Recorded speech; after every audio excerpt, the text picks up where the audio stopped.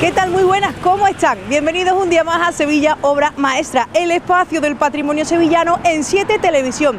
Fíjense dónde nos encontramos en el día de hoy. Estamos en concreto en la calle Eduardo Dato. ¿Por qué estamos aquí? Bueno, porque vamos a conocer un edificio histórico de nuestra ciudad.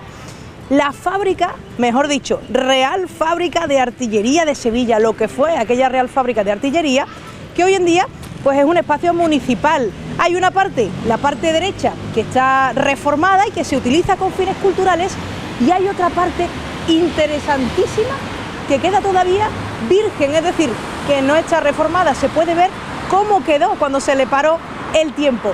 Vamos para adentro porque nos la va a explicar. Vamos a hacer un recorrido precioso de la mano del historiador Jesús Pozuelo.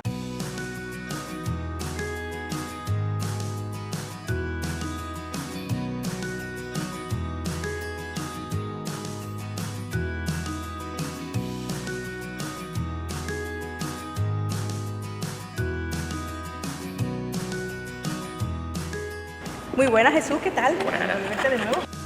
Oye, qué espacio, se ponen los pelos de punta de entrar aquí, la antigua fábrica de artillería de Sevilla. Cuéntame un poquito sobre este lugar.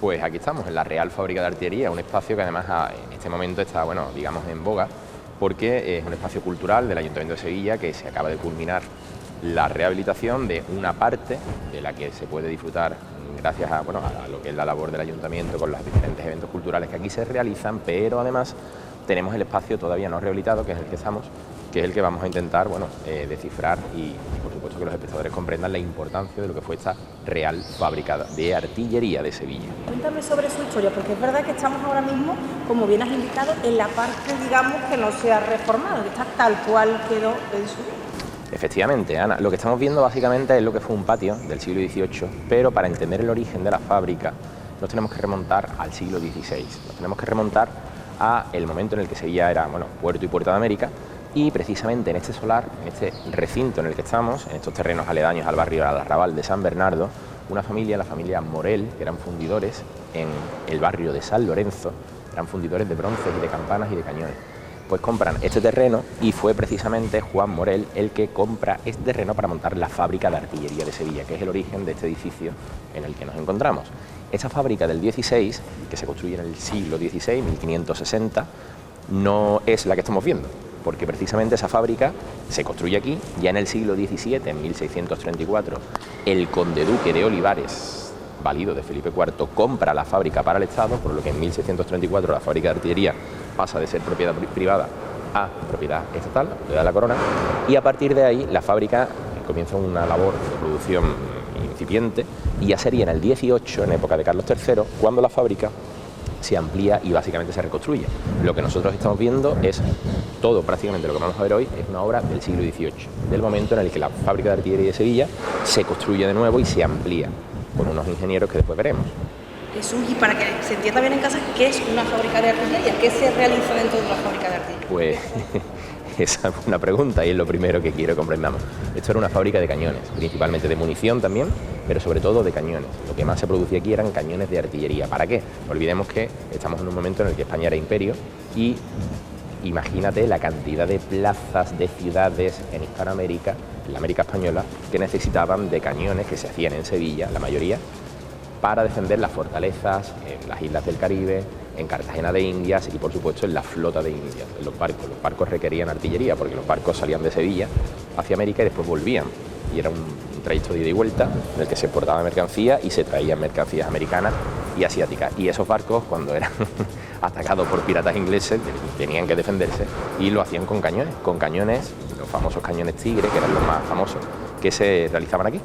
Y de hecho aquí se realizó un tipo de cañón, que era ese cañón Tigre, que defendió ciudades en Hispanoamérica y los barcos y por supuesto también en Canarias. De hecho, uno de los cañones que se hizo aquí, el cañón Tigre, fue el que le cercenó el brazo a un pirata inglés, bueno, a un marino inglés, que fue Nelson, el almirante Nelson, un cañón Tigre hecho en Sevilla. Y bueno, y aquí también se fundieron los famosos, que ahora lo comentaremos, los famosos leones del Congreso de los Diputados, que están en Madrid. Se fundieron aquí la fábrica de artillería de Sevilla en el siglo XIX, que ahora comentaremos. Bueno, pues vamos a seguir descubriendo otros espacios de exposición. Venga, vamos a la fundición.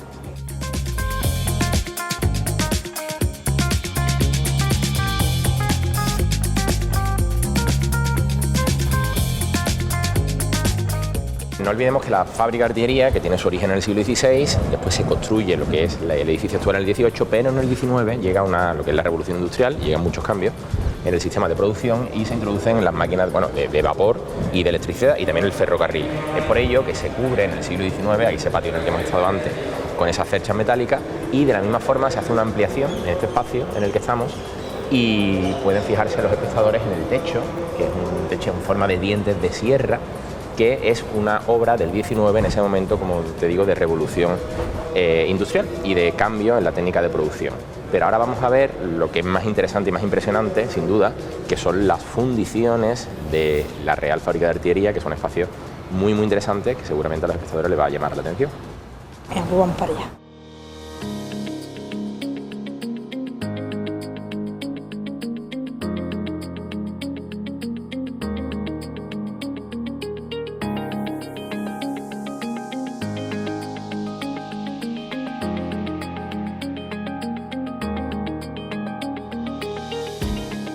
Pasamos a este otro espacio que yo me quedo fascinada. Cuéntame un poco qué consistía este lugar. Pues Ana, estamos ahora mismo en una de las fundiciones, en la fundición pequeña de la fábrica, y uno de los aspectos más singulares del edificio, aparte de las diferentes alturas que tienen las bóvedas, por ejemplo, estas bóvedas, si te fijas, son más bajas que estas otras de aquí, sí, que tiene una diferencia de escala, y eso tiene un motivo no artístico ni decorativo, sino puramente funcional, industrial, que ahora vamos a ver. Fíjense también, se pueden fijar los espectadores también en las lucernas, pero también, muy interesante, en una pátina, la piel del edificio, como está, lo pueden ver con el hollín todavía. En las paredes, ¿no? Efectivamente, que es básicamente una capa de la piel, de la memoria del edificio, pues este edificio fue una fábrica de artillería y ese hollín de las fundiciones, que ahora vamos a explicar cómo se fundían, pues se puede todavía presente. Perdura todavía. Perdura, efectivamente. Es decir, esa, digámoslo así, eso es suciedad de la antigua fábrica. Suciedad de la fábrica, efectivamente, la memoria del edificio. Que ahora vamos a ver por qué esa suciedad, porque obviamente esto era una fábrica de cañones y aquí había hornos de fundición. Y ahora vamos a ver cómo se fundían. Vamos a ir a la catedral, si te parece, que es la sala más grande.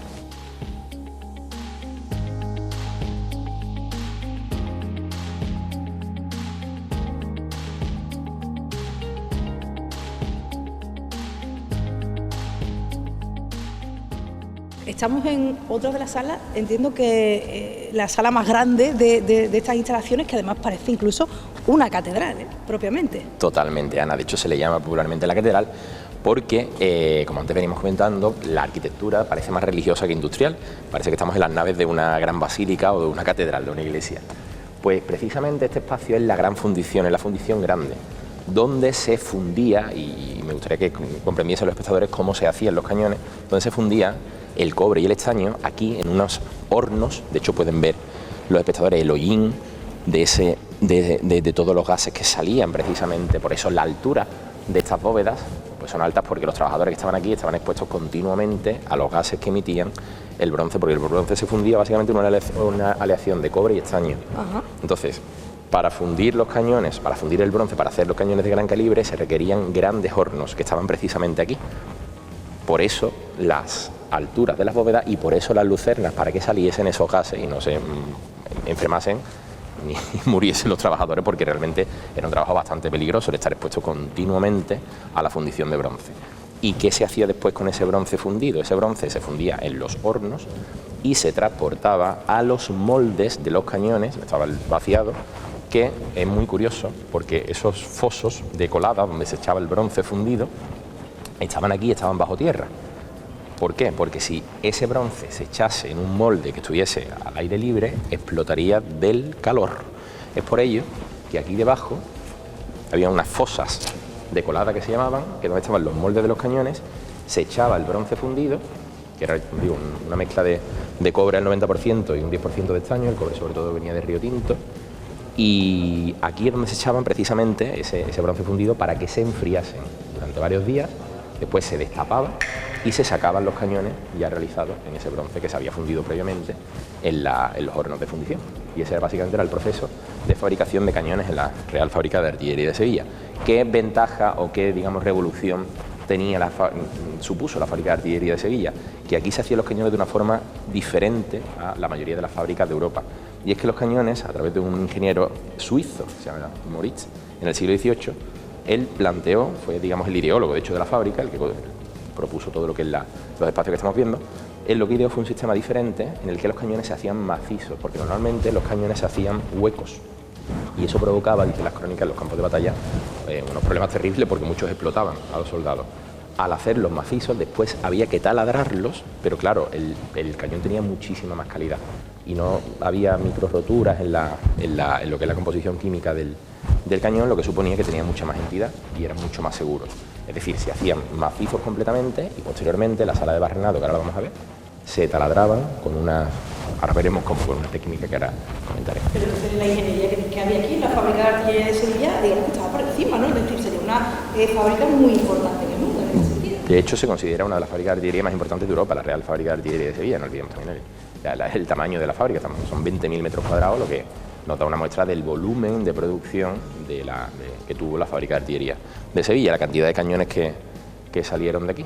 Uno hasta le quitó el brazo al pirata Nelson en Canarias. ¿El pirata Nelson quién era? Bueno, un marino, enemigo de España que nos dio bastante por saco. Pero la Armada Española, con cañones de artillería precisamente de Sevilla, le dicen que un cañonazo le cercenó el brazo. Para que le tengan en casa, evidentemente aquí, aparte de construir cañones, también se hacía la munición, ¿no? Claro. Cañones. Se hacía munición de todo tipo, balas y también, por supuesto, la munición de los cañones, aparte de lo que son los cañones propiamente. Y aquí, precisamente, donde estaban esas fosas que te he comentado. Y ahora, si te parece, podemos subir a la terraza y vemos la amplitud del edificio desde arriba. Sí, vamos para allá. Venga.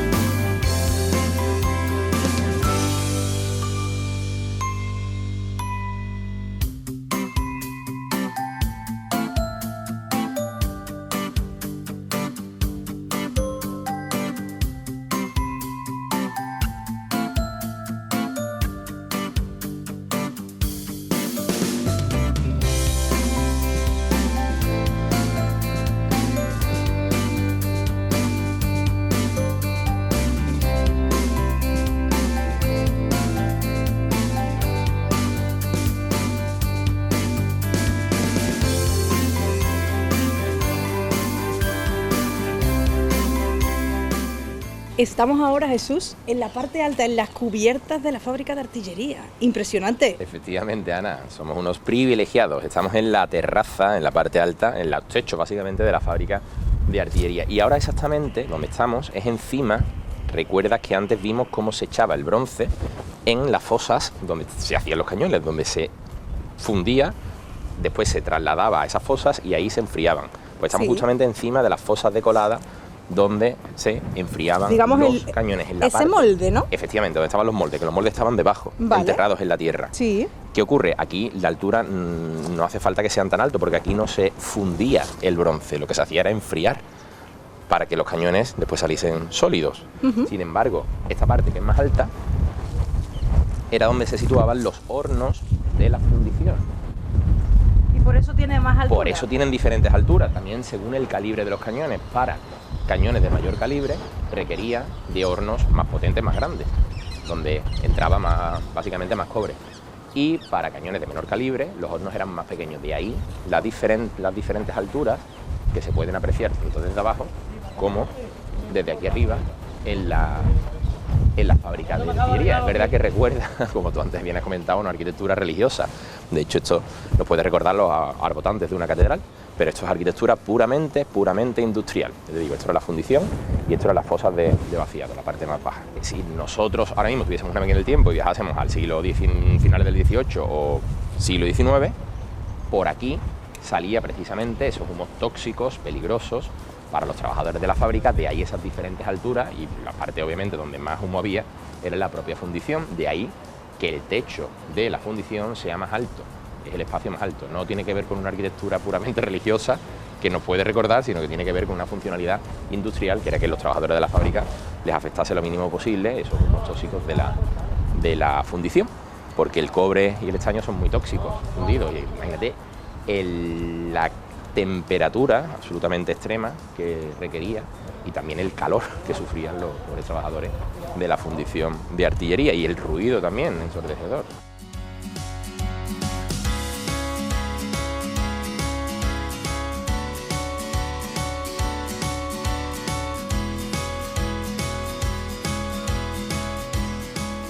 La fábrica en el siglo XIX sufrió una remodelación a muchos niveles.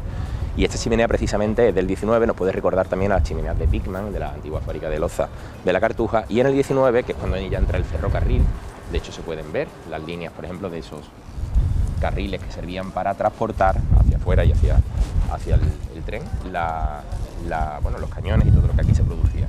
Y en el XIX también se cierra con esas tejas metálicas lo que antes había sido un patio al aire libre.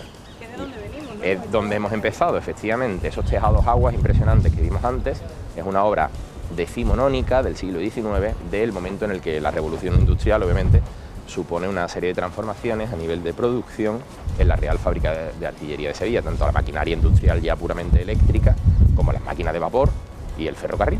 Ahí vemos el 1565, que es cuando Juan Morel compra los terrenos de esta fábrica, lo que fue la fábrica primitiva, y en 1634 es cuando el conde duque de Olivares compra la fábrica para la corona, para el Estado, y se convierte en una fábrica estatal, de ahí el nombre de Real Fábrica de Artillería. Al igual que la fábrica de tabacos de Sevilla era la Real Fábrica de Tabacos porque pertenecía a la corona. Era un edificio, como te he comentado, puramente estatal porque era propiedad de la corona española, es decir, del Estado. Y otro emblema que no hemos visto es el miguelete, que el miguelete está encima de la cúpula, que parece la cúpula de una iglesia, de la catedral de la fundición, de la gran fundición, y ese miguelete es la veleta, que es básicamente un soldado de artillería del siglo XVIII, que con su escopeta, con esos fusiles que le llamaban así, pues señala hacia dónde va el viento, y es el emblema de la fábrica de artillería, aparte de la granada, que también es el emblema de la fábrica de artillería. Pero a nivel popular es muy reconocido la silueta del miguelete que corona el techo, junto por supuesto a la iglesia de este barrio maravilloso del Arrabal de San Bernardo, un barrio que ahora tiene un nuevo recurso para visitarlo, que es la fábrica de artillería, y que, bueno, con todas las actividades culturales, pues la verdad que es una ventaja para Sevilla, ¿no?, el tener un espacio como este disponible para el público. Me parece una extensión, la fábrica de artillería, por esa similitud, ¿no?, con la arquitectura religiosa, parece una extensión de la iglesia, y efectivamente la iglesia de San Bernardo, que es el corazón espiritual de este arrabal, que nos cuentan las crónicas que tiene su origen en el campamento del rey Fernando III en la conquista de Sevilla en 1248. De ahí el nombre de las calles que estamos viendo ahí, Santo Rey, la calle Cofia y todas esas nomenclator de las calles que tienen que ver con la conquista de Sevilla, porque el campamento del rey Fernando III, según cuentan las crónicas, estuvo aquí, se asentó aquí antes de la toma de la ciudad. Y efectivamente el corazón espiritual del barrio, la iglesia de San Bernardo. Y ahora, si te parece, podemos ver la parte visitable.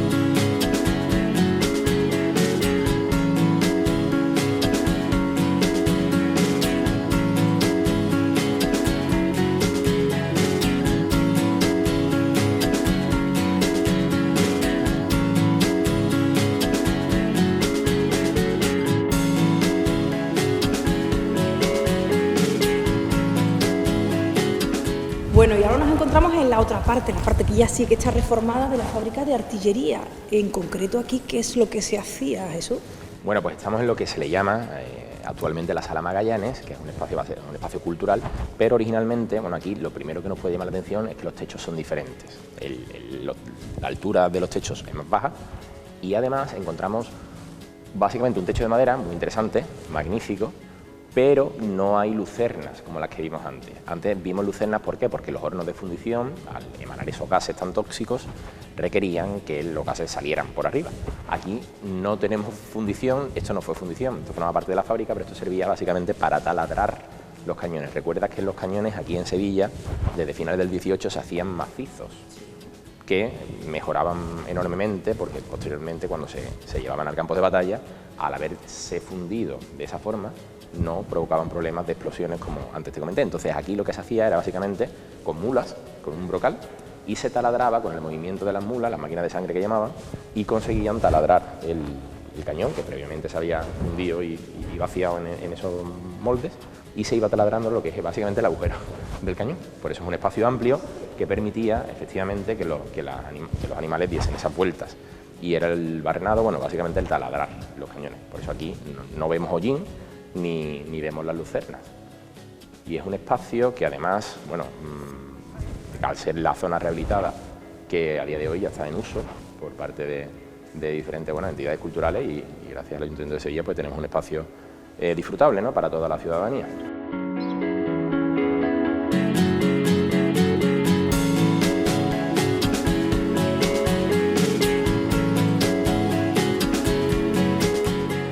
Aquí llevo 2 charlas sobre la Sevilla fenicia y sobre la Sevilla romana, y ahora en marzo, tenemos el 19 de marzo, las charlas sobre la Sevilla islámica. Y invito, por supuesto, a los espectadores que quieran venir, a una actividad gratuita que organiza el Ayuntamiento de Sevilla, y que, bueno, por supuesto, invito a todos aquellos que quieran venir a disfrutar de esas charlas sobre historia y patrimonio de Sevilla. Y también otras actividades culturales, aparte de la mía, con el ciclo artillera, con teatro, con danza, con muchas cosas interesantísimas, aparte de lo que, bueno, yo ofrezco humildemente, que pueden disfrutar aquí viendo la página del ICA, del Ayuntamiento de Sevilla, toda la oferta cultural que tiene la Real Fábrica de Artillería, un espacio rehabilitado y, afortunadamente, ya como te digo, disfrutable por todo el público. Y afortunadamente el uso que va a tener, bueno, y que ya está teniendo, es efectivamente el cultural, por lo que para mí, que me dedico a la cultura, es verdaderamente un premio, ¿no?, y un disfrute absolutamente. El que un espacio como este, como tú bien comentas, con esta magnitud, sea para la cultura. No olvidemos que aquí, aparte de cañones, un punto también muy interesante de toda esa producción de artillería, aquí se fundió el giraldillo, que si quieres, para terminar, te lo cuento allá afuera.